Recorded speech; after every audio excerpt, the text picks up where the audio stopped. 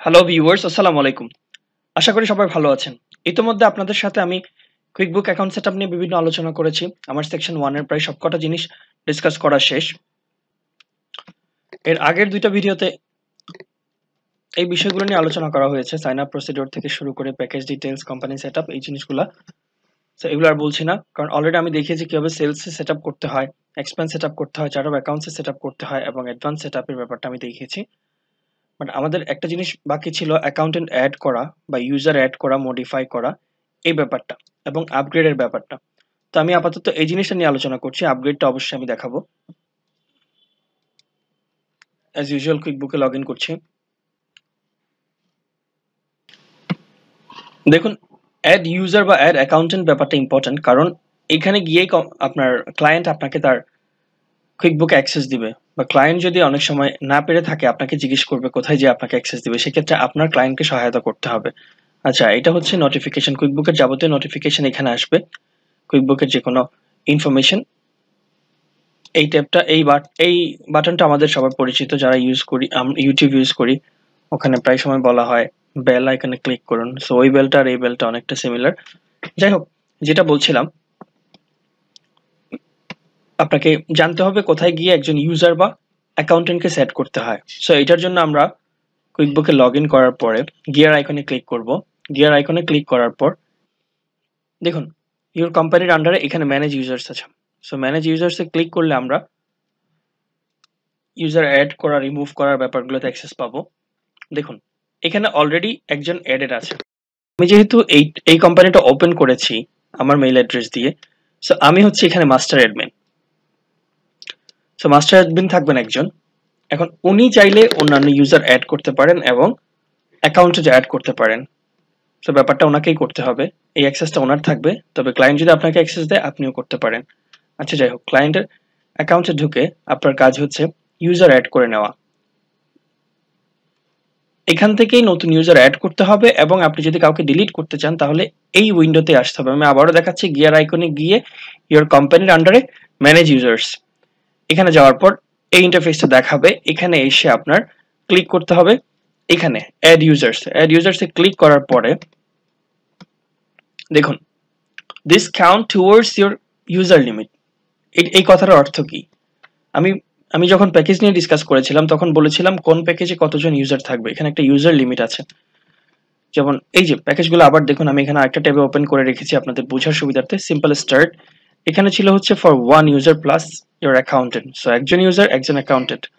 Essential এসে দেখুন তিনজন ইউজার এবং একজন অ্যাকাউন্টেন্ট, এবং পরবর্তীতে প্লাসে আসলে পাঁচজন ইউজার্স প্লাস অ্যাকাউন্টেন্ট।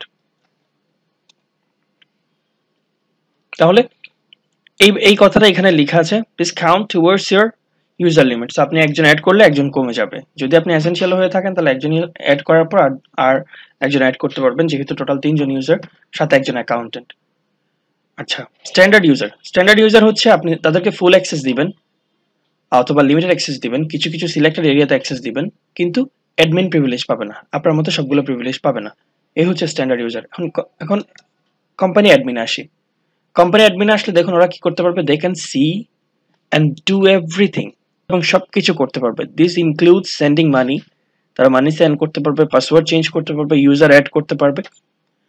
সো সবার তো অ্যাডমিন হওয়া উচিত না, অ্যাডমিন রাইটটা একজনের থাকা উচিত। এটা এখানে লেখা আছে, not everyone should be admin.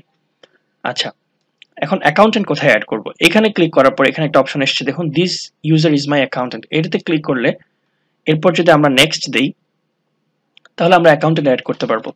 তার আগে একটা কথা বলে রাখি, you have only one accountant user, মানে অ্যাকাউন্টেন্ট হিসেবে শুধুমাত্র একজন অ্যাড করা যাবে। প্যাকেজগুলোতে আমরা দেখেছিলাম প্লাস ইয়ার অ্যাকাউন্টেন্ট, মানে একজন প্লাস ইয়ার অ্যাকাউন্টেন্ট, একজন অ্যাকাউন্টেন্টস বলেনি, কিন্তু অ্যাকাউন্টেন্ট বলেছে। এখানেও সেম অ্যাকাউন্টেন্ট। সো একজন অ্যাকাউন্টেন্ট অ্যাড করা যাবে।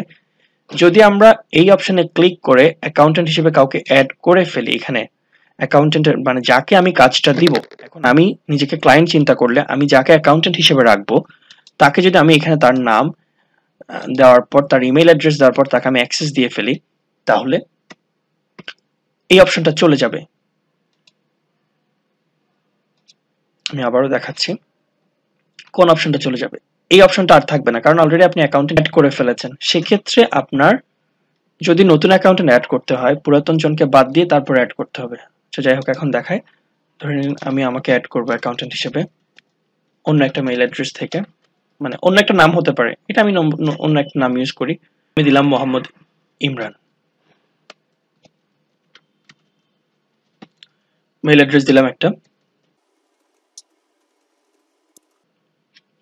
ভ্যালিড মেইল অ্যাড্রেস দেওয়ার পর দেখুন কি লেখা আছে, this will be their user ID. So তাদেরকে এটা দিয়ে ঢুকতে হবে। সো আপনি আপনার ক্লায়েন্টকে যেই মেইল প্রোভাইড করবেন ওই মেইল দিয়ে ক্লায়েন্ট আপনাকে অ্যাড করে দিবে।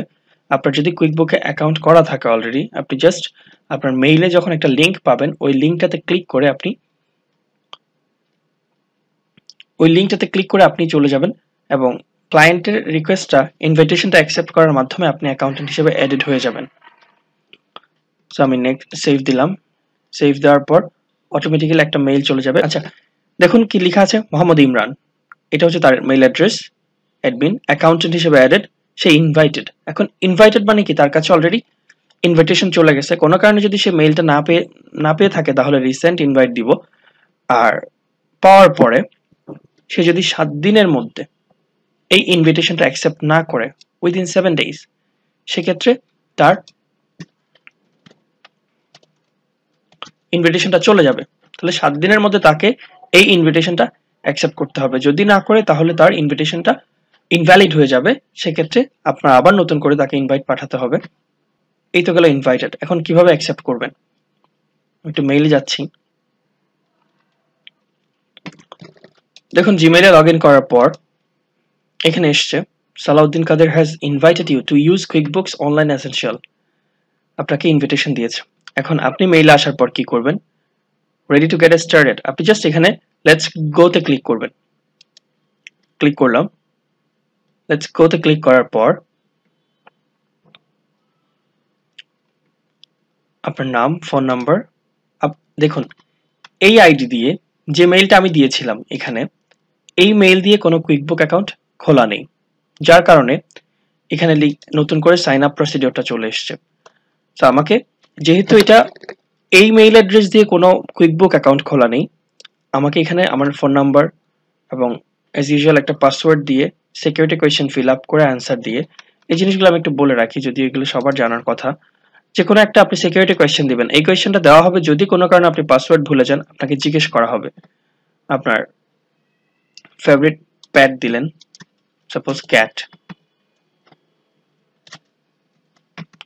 এরপর আপনি একটা ফোন নাম্বার দিবেন অ্যাজ ইউজুয়াল। ফোন নাম্বার দেওয়ার পরে পাসওয়ার্ড দিবেন, যেটা বলেছিলাম আমি আর এই মেইল অ্যাড্রেস দিয়ে নতুন অ্যাকাউন্ট খুলছি না। দেওয়ার পর আপনি ক্রিয়েট অ্যাকাউন্ট দিলে আপনি এরপর এই মেইল অ্যাড্রেসকে ইউজ করে যে পাসওয়ার্ডটা দিবেন ওইটা দিয়ে আপনি ক্লায়েন্টের সিস্টেমে অ্যাক্সেস পাবেন। আর আপনি এমন একটা মেইল দেওয়ার চেষ্টা করবেন যে মেইলটা দিয়ে আপনার কুইকবুকে অ্যাকাউন্ট আছে, তাহলে আপনি ক্লিক করার সাথে সাথে ওই শুধুমাত্র আপনার কুইকবুক অ্যাকাউন্টের পাসওয়ার্ডটা এন্টার করার মাধ্যমে আপনি ঢুকে যেতে পারবেন, আপনার নতুন করে আবার সাইন আপ করা লাগবে না। যাই হোক, এই তো গেল sign up procedure. Create account দেওয়ার পর হয়ে যাবে। এভাবে আপনি অ্যাকাউন্টেন্ট হিসেবে অ্যাডেড হয়ে যাবেন। এখানে ম্যানেজ ইউজার্সে গিয়ে আপনাকে অ্যাড করলো এবং আপনি আপনার মেইলে ঢুকে ইনভিটেশনটাতে লেটস গো তে ক্লিক করে আপনি যাবতীয় ইনফরমেশন ইনপুট দেওয়ার মাধ্যমে আপনি ক্লায়েন্টের সিস্টেমের অ্যাক্সেসটা পেয়ে গেলেন। আচ্ছা, এখন ধরুন কোনো কারণে এখানে মেইল অ্যাড্রেস ভুল হলো, কিছু একটা ভুল করে ফেলেছেন বা ওনাকে আর অ্যাকাউন্টেন্ট হিসেবে রাখতে চাচ্ছেন না, ক্লায়েন্টের পার্সপেক্টিভ থেকে চিন্তা করছি, বা নতুন একজন ইউজার অ্যাড করবেন, অ্যাকাউন্টেন্ট ইউজার অ্যাড করবেন, তাহলে ওনার অবশ্যই আগের জনকে ডিলিট করতে হবে।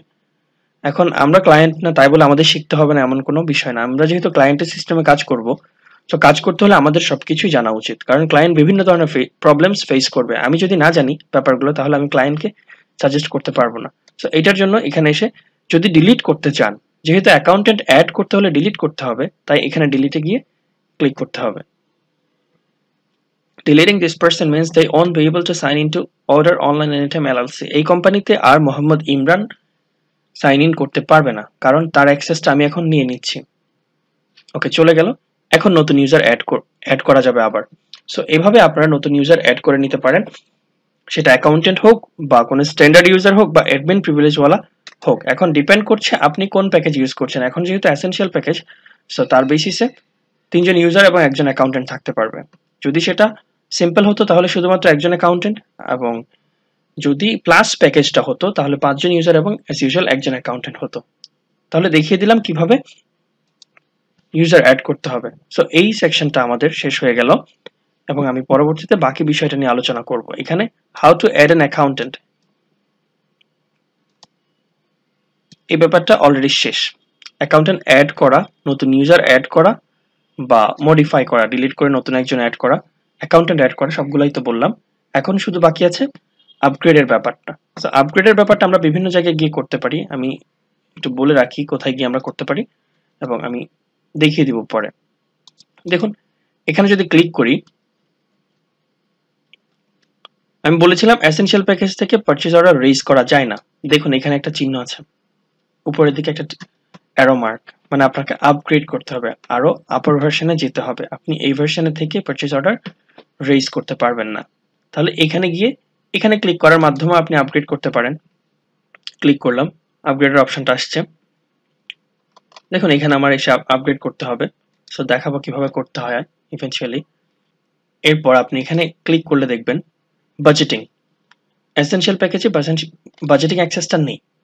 সো আমরা যেহেতু এখন এসেনশিয়াল প্যাকেজে আছি, আমাদের যদি বাজেটিং অ্যাক্সেসটা লাগে তাহলে আমাদেরকে আপগ্রেড করতে হবে সিস্টেম।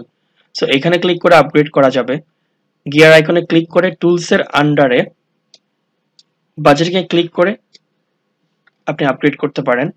তারপর কুইক অ্যাক্সেস বাটনে ক্লিক করে এখানে পিওতে ক্লিক করে আপগ্রেড করতে পারেন। এর পাশাপাশি অ্যাকাউন্টস এন্ড সেটিং এ গিয়ে দেখুন একই অপশন অনেক জায়গায় আছে, বিলস এন্ড সাবস্ক্রিপশন, এখানে এসে আপগ্রেড ডাউনগ্রেড করতে পারেন। ইভেন ট্রায়ালটা ক্যান্সেল করা যাবে। যাই হোক, এই এই জিনিসগুলোতে ক্লিক করে, এইসব জায়গায় ক্লিক করে আপনি আপগ্রেড করতে পারেন। আপগ্রেডে ক্লিক করলেন, আপগ্রেডে ক্লিক করার পর আপনাকে দেখাবে আপনি এই প্ল্যানে থাকবেন নাকি আপনি প্লাসে যাবেন। আচ্ছা, আপগ্রেডের ব্যাপারটা আমি দেখিয়ে দিব। শুধুমাত্র সবকিছু দেখানো হয়ে গেছে, শুধুমাত্র ক্লিক করে আমরা নতুন প্যাকেজে চলে যাব, আর কিছু নেই। হয়ে গেল। এর মাধ্যমে আমার সেকশন 1টা মোটামুটি আলোচনা শেষ। কয়েকটা জিনিস আমি ইগনোর করে গেছি, যেমন সেলস এর আন্ডারে কয়েকটা সেটআপ নিয়ে আমি বলিনি কথা, তারপর অ্যাডভান্সের আন্ডারে অটোমেশনটা নিয়ে আমি বলিনি, এবং মাল্টি কারেন্সি নিয়ে কথা বলিনি। এই জিনিসগুলো আমি যখন প্র্যাকটিক্যালি কাজ করব তখন দেখাবো, কারণ বুঝতে সুবিধা হবে। তো আপাতত আমাদের কোম্পানি সেটআপ থেকে শুরু করে সাইন আপ, প্যাকেজগুলা, এক কোম্পানি থেকে আরেক কোম্পানিতে যাওয়া, নেভিগেশন টুলগুলা, কুইক অ্যাক্সেস টুল এবং কোম্পানি সেটআপ দেওয়া, এই ব্যাপারগুলো আমাদের শেখা হয়ে গেছে। আপনারা অবশ্যই প্র্যাকটিস করবেন। প্র্যাকটিস না করে পরবর্তী ভিডিওতে যাবেন না। আজকে দেখলাম আমরা অ্যাকাউন্টেন্ট অ্যাড করা সম্পর্কিত ব্যাপারগুলো এবং আপগ্রেড কিভাবে করতে হয় এগুলো নিয়ে আলোচনা করলাম। আমাদের মোটামুটি সেকশন 1টা কমপ্লিট হয়েছে। এর বাইরে সেকশন 1 সংক্রান্ত যদি কোনো বিষয় আসে, যে কোনো মুহূর্তে আপনাদের কমেন্টের মাধ্যমে যদি পরবর্তীতেও আমি কোনো কোয়েশ্চেন পাই যেটা সেকশন 1 এর সাথে রিলেটেড, এবং আমারও যদি কখনো মাথায় আসে এই জিনিসটা দেখানো হয়নি, তাহলে অবশ্যই সেকশন 1 এর ওই বিষয়টাও আমি আলোচনা করে দিব। আপনাদের যে কোনো প্রশ্ন আপনারা আমাকে জানাবেন, এবং আমি ওই কোয়েশ্চেনটা অবশ্যই সময় করে আপনাদেরকে সলিউশন করে দিব ইনশাআল্লাহ। আজ এই পর্যন্ত, ভালো থাকুন। আগামী ভিডিওতে আমি চার্ট অফ অ্যাকাউন্টস নিয়ে আলোচনা করব এবং অন্যান্য রিলেভেন্ট বিষয়গুলো নিয়ে আলোচনা করতে থাকবো। এবং চার্ট অফ অ্যাকাউন্টস আলোচনা করতে গিয়ে যদি সেকশন 1 নিয়ে কোনো আলোচনা আসে, এমন না যে আমি একটা সেকশন শেষ করলাম ওই বিষয় নিয়ে আর কখনো কথা বলা যাবে না। যদি এমন হয় আমি পরবর্তী সেকশন 11 ডিসকাস করার ক্ষেত্রে কোনো ইস্যু আসে যেটা সেকশন 1 এর সাথেও যায়, তাহলে আমি ওখানে ওই বিষয়টা ডিসকাস করে দিব। এখানে বেসিক ভাবে আমরা স্টার্ট করে করে যাচ্ছি, আস্তে আস্তে আমরা কঠিনের দিকে যাব। এখন কোম্পানি সম্পর্কিত আমরা বিষয়গুলো জেনে গেলাম, আমাদের কাজ হচ্ছে এখন শুধুমাত্র বাকি কাজগুলো করা। কোম্পানিতে ঢুকে গেলাম, কোম্পানির কোথায় কি পাওয়া যায় আমরা জেনে গেলাম। এখন বাকি যে কাজগুলো আছে ওই কাজগুলো আমরা কন্টিনিউ করব। ঠিক আছে, সবাই ভালো থাকবেন। পরবর্তী ভিডিওতে আমি চার্ট অফ অ্যাকাউন্টস নিয়ে আলোচনা করব এবং অন্যান্য বিষয়গুলো আস্তে আস্তে আমি আলোচনা করতে থাকবো। আসসালামু আলাইকুম।